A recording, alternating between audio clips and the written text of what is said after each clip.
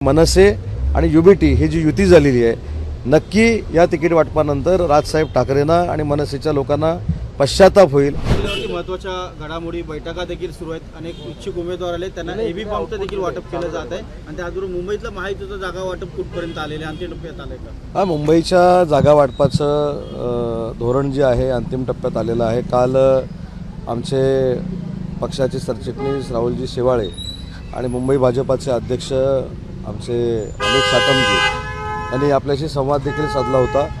त्याच मोडवर त्याच ट्रॅकवर आम्ही काम करतोय. उर्वरित जागांवर चर्चा आज संध्याकाळपर्यंत निश्चित होईल आणि 227 जागांवर महायुती म्हणून आम्ही लढू.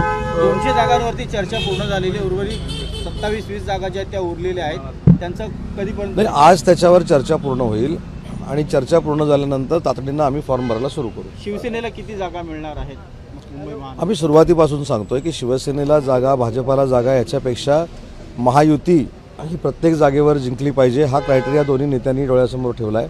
म्हणजे आमचे नेते शिंदेसाहेबांनी डोळ्यासमोर ठेवला आणि देवेंद्रजींनी डोळ्यासमोर ठेवला आहे. त्याच्यामुळे त्याच बेसवर सकारात्मक आमची चर्चा सुरू आहे. चर्चा ही अंतिम टप्प्यामध्ये आलेली आहे आणि आज संध्याकाळपर्यंत रात्रीपर्यंत ही चर्चेला पूर्ण अर्ज भरायला 2 दिवस उरलेले आहेत. एबी फॉर्मचं वाटप कधी केलं जाणार आहे? संपूर्ण महापालिकेमध्ये या सगळ्या गोष्टी अनेक वर्ष माननीय एकनाथ शिंदेसाहेब हे प्रभावी राजकारणी म्हणून महाराष्ट्राच्या राजकारणामध्ये काम करत आहेत. मुख्यमंत्री देवेंद्रजी देखील प्रभावी राजकारणी म्हणून काम करत आहेत. त्याच्यामुळे त्यांना कधी एबी फॉर्म द्यायचे आणि कधी उमेदवारी अर्ज भरायचे हे आमच्या सगळ्यांपेक्षा चांगलं ज्ञान असल्यामुळं लवकरात लवकर एबी फॉर्म दोन्ही पक्षाच्या लोकांना दिले जाईल. मुंबई बाहेरच्या ज्या महानगरपालिका आहे, संभाजीनगर असेल, नाशिक असेल, इथल्या उमेदवारांना एबी फॉर्म देणं फार तात्काळ देणं गरजेचं आहे, कारण ते नाही सगळ्याच महानगरपालिकामध्ये त्याच्यामध्ये कल्याण डोंबिवली असेल, ठाणा असेल, नवी मुंबई असेल, मुंबई असेल, पुणे महानगरपालिका असेल, पिंपरी चिंचवड असेल आणि महाराष्ट्रातल्या अन्य असतील, या ठिकाणी आज रात्रीपर्यंत सगळे विषय निश्चित होतील आणि उद्या परवापासून फॉर्म भरू. कुठेतरी पुण्यामध्ये शिवसेनेला सन्मानजनक जागा देत नाही असा आता प्रश्न समोर येतोय.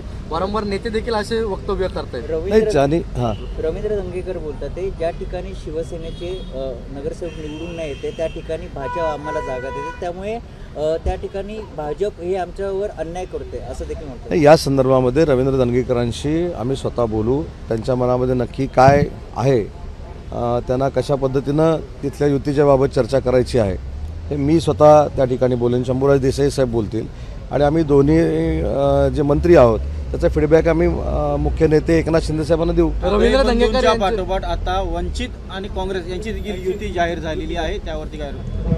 नाही, ठाकरे बंधूंची जी युती झालेली आहे म्हणजे मनसे आणि युबीटीची जी युती झालेली आहे, मी तुम्हाला आज अगदी जबाबदारीनं सांगतो की जेव्हा मनसेचं आणि युबीटीचं तिकीट वाटप जाहीर होईल तर युबीटीनं जागा वाटपामध्ये देखील मनसेच्या पाठीमध्ये खंजीर खुपसलेला असेल. ज्या जागा आवश्यक मनसेला आहेत ते त्या ठिकाणी मिळणार नाहीत असं माझं जे आमची मित्रमंडळी आहेत, आमचे जे कोण सोर्सेस आहेत, सूत्र आहेत, त्यांच्याकडनं आम्हाला कळतं आहे. त्याच्यामुळं मी अगदी ठामपणानं सांगतो की मनसे आणि युबीटी ही जी युती झालेली आहे, नक्की या तिकीट वाटपानंतर राजसाहेब ठाकरेंना आणि मनसेच्या लोकांना पश्चाताप होईल अशा पद्धतीचंच तिकीट वाटप युबीटीकडनं केलं जाईल आणि त्यांना देखील कळेल की माननीय एकनाथ शिंदे साहेबांनी हा उठावाचा निर्णय का घेतला आणि एकनाथ शिंदे साहेब किती शब्दाला पक्के आहेत याची जाणीव देखील मनसेला नक्की होईल. साहेब, रवींद्र दंगेकर हे त्यांच्या मुलाला अपक्ष आता उभं करतायत आणि ते पण गणेश बिडकर यांच्या समोरचे गणेश बिडकर जे प्रभारी आहेत सध्या भारतीय जनता पार्टीचे, त्यांच्याकडे महानगरपालिकेत नाही. या संदर्भामध्ये रवींद्र दंगेकरांनी कुठेही पक्षाशी चर्चा केलेली नाही, साहेबांशी देखील चर्चा केलेली नाही. आताच माननीय एकनाथ शिंदे साहेबांनी आमचे जे सिनियर मंत्री आहेत शंभूराज देसाई साहेबांना त्याच्यामध्ये लक्ष घालण्याचे आदेश दिलेले आहेत आणि आजपासून पुण्याच्या संदर्भातली जी चर्चा आहे ते शंभूराज देसाई साहेब, विजय बापू, शिवतरे, निलमताई गोरे आणि आमची ही सगळी टीम ही बीजेपी बरोबर करेल आणि त्याच्यातनं योग्य तो निर्णय. नाना भांगेरे पण देखील आपल्या पाहिलं असेल बैठक सोडून जाताना दिसले. अडचण काय येते पुण्यामध्ये? नाना भांगेरेंशी मी स्वतः बोललो, आमचे साहेब देखील स्वतः बोलले. नाना भांगेरे आमचे जे शहर प्रमुख आहेत ते अतिशय संवेदनशील आहेत, माननीय एकनाथ शिंदे साहेबांवर निष्ठा आणि प्रेम करणारे आहेत. त्याच्यामुळे एकनाथ शिंदे साहेबांची इमेज आणि एकनाथ शिंदे साहेबांचा पक्ष कुठे डॅमेज होऊ नये ही नाना भानगरेंची स्पष्ट भूमिका आहे. नवी मुंबईचा अजून विषय सांगत राहिलेला युती होताना दिसत नाही. नवी मुंबईचं काय चित्र आहे? नवी मुंबईमध्ये देखील माननीय शिंदे साहेबांनी जबाबदारी नरेश म्हस्के साहेबांवर दिलेली आहे, खासदार साहेबांवर. ते त्या ठिकाणी चर्चा करतायत. आमचे उपनेते त्या ठिकाणी विजय चौगुले आहेत, ते देखील चर्चा करतायत. नहाटा साहेब आहेत, ते देखील चर्चा करतायत. ही सगळी मंडळी नवी मुंबईच्या संदर्भात गणेश नाईक साहेबांशी संपर्क साधून आहेत. त्याच्यामध्ये देखील 1-2 दिवसामध्ये निर्णय होईल. सर, उद्धव ठाकरे म्हणतात ते इतकी वर्ष आम्ही लढाई लढत आलोय, मुंबई हिसकून देणार नाही असं देखील म्हटलं जातंय कुणाकडेच. नाही, मुंबई हिसकून देणार नाही, मुंबई तोडू देणार नाही, गद्दारांना गाडून टाकू, हे काय तुम्हाला नवीन आहे का? हे गेले 25 वर्ष हीच वाक्य आहे. कुठं कोण मुंबई तोडतंय, कोण मुंबई तोडणार आहे?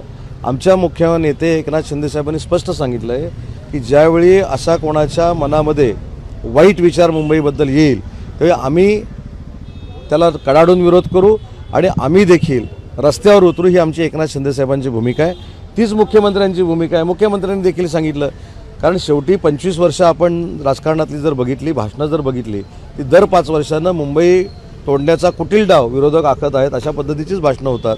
आणि त्याच्यातनं काय मुंबईकरांना जास्त आउटपुट मिळेल असं मला वाटत नाही. महायुतीचाच महापौर हा मुंबईवर होईल. महापालिका निवडणुकीमध्ये आता तिढा सुटलाय का आणि शिंदेच्या शिवसेनेला मनासारख्या जागा मिळाल्यात का?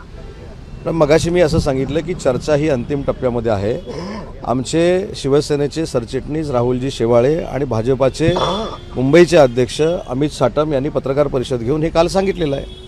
मुंबई महापालिका निवडणुकीमध्ये आता तिरंगी लढत होते, महायुती विरुद्ध ठाकरे बंधू आणि त्याचबरोबर काँग्रेस आणि वंचितची आघाडी झालेली आहे. वंचितची जी आज मेळ झालेला आहे कसं तिरंगी लढत मी याच्यामध्ये एवढंच सांगतो, कोणाच्याही किती आमच्यासमोर आघाड्या झाल्या तरी माननीय एकनाथ शिंदे साहेबांच्या नेतृत्वाखाली आणि देवेंद्रजींच्या नेतृत्वाखाली महापालिकेवर, मुंबई महानगरपालिकेवर महायुतीचाच भगवा फडकेल. कल्याण डोंबिवलीमध्ये जर बघितलं, भाजपकडून सोबळाचा नारा दिला जातोय, युतीवर चर्चा होत नाहीये. नाही, यातली मी तुम्हाला अजून एक महत्त्वाची गोष्ट सांगतो की युतीबद्दल चर्चा माननीय डॉक्टर श्रीकांत शिंदे साहेब आणि रवींद्र चव्हाण साहेब अतिशय चांगल्या पद्धतीने करत आहेत. जिथं कुठं अडचणी येत आहेत त्याच्यामध्ये डॉक्टर श्रीकांत शिंदे साहेब, रवींद्र चव्हाण साहेब, एकनाथ शिंदे साहेबांचं मार्गदर्शन घेत आहेत. त्याच्यामुळे तिथं चिंता करण्याची काय आवश्यकता नाही. बंडखोरी मोठ्या प्रमाणात होणार म्हणून महायुतीकडनं काळजी घेतली जात आहे, म्हणून उशिरा एबी फॉर्मचं वाटप याची करण्यात येते का? नाही, मी काय सांगितलं की माननीय शिंदे साहेब आणि माननीय देवेंद्रजी हे राजकारणामध्ये अनेक वर्ष काम करत आहेत. एखाद्या निवडणुकीची रणनीती कशी ठरवायची ही दोघांनाही माहिती आहे. त्याच्यामुळे एबी फॉर्म कधी दिले जाणार आहेत, उमेदवाऱ्या कधी जाहीर होतील हे दोन्ही नेते एकत्र बसून निर्णय घेतील.